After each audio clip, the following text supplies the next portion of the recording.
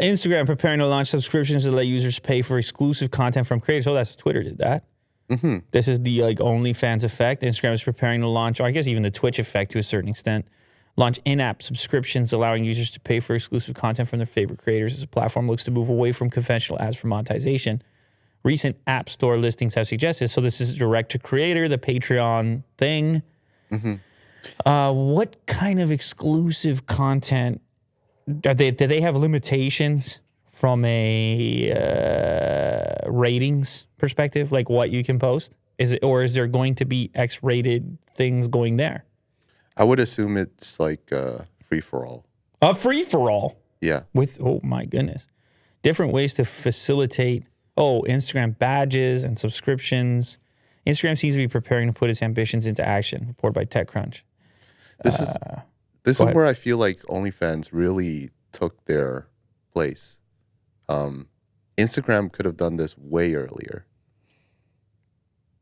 because it has a platform filled with, I guess, models. I really do think that this is sort of and then those models would push people off site, and Instagram would see all this traffic leaving to go somewhere else for some other thing that's being promoted. Yeah. Yeah, but then Twitter tried to do it and it didn't. I mean, I remember reading about the news story. I don't see too many people using it. Mm-hmm.